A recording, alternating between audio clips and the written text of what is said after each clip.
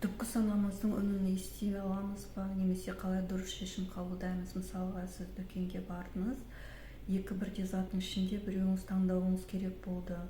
Ол кезде бізге түпкі санамыз біз үшін әлдеқашан дұрыс шешім қабылдап қойған, ал біз оны түпкі санамыздың үнін ести бермейміз. Бізге логикалық ой қосылады: бұл затты алсам қалай болады екен, маған дұрыс қызмет етеді ма, мен дұрыс шешім қабылдадым ба, деген сияқты біздің энергиямызды жейтін жағдайларға тап боламыз.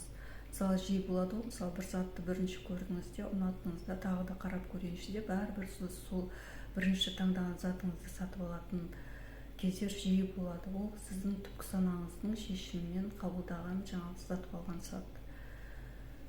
Сол енді мысалы адамдар болады, эмпат адамдар, олар өздерінің мысалы нарыққа не керек, қандай шешім қабылдауды мысалы түпкі санамен тікелей байланыс арқылы олар өздерінің дұрыс шешім қабылдап жақсы жетістікке жететін адамдар бар. Олар өзінің түпкі санасын ести біледі, сол арқылы шешім қабылдай біледі. Мысалға, көп жетістікке жеткен адамдар көп ойланып жатпайды, логикалық ойға беріп жатпайды, тікелей тез шешім қабылдап тез нәтиже алып жататын адамдар болады. Енді біз осы түпкі сананы есту үшін, оны жаттықтыру үшін келесі бір оңай жеңіл жаттығумен бөлісемін. Мен қазіргі оқып жатқан түпкі сана курсым бойынша соның ішіндегі ең оңай жеңіл бір жаттығумен сіздермен бөлісуді жөн көрдім. Ол үшін бұл жаттығуды күніне бір рет жасасаңыз да болады, 30 күн үзбей жасап көріңіз.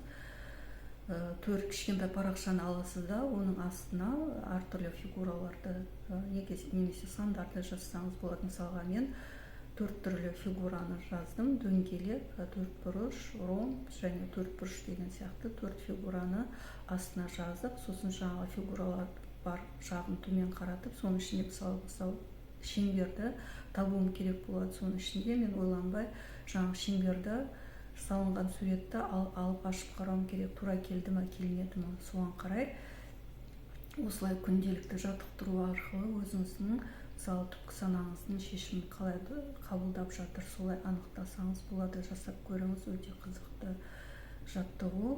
Сіздің түпкі санаңызбен байланысыңызды арттырады. Кері байланыс қалдырыңыздар. Сіздерге қалай көмектесті ме?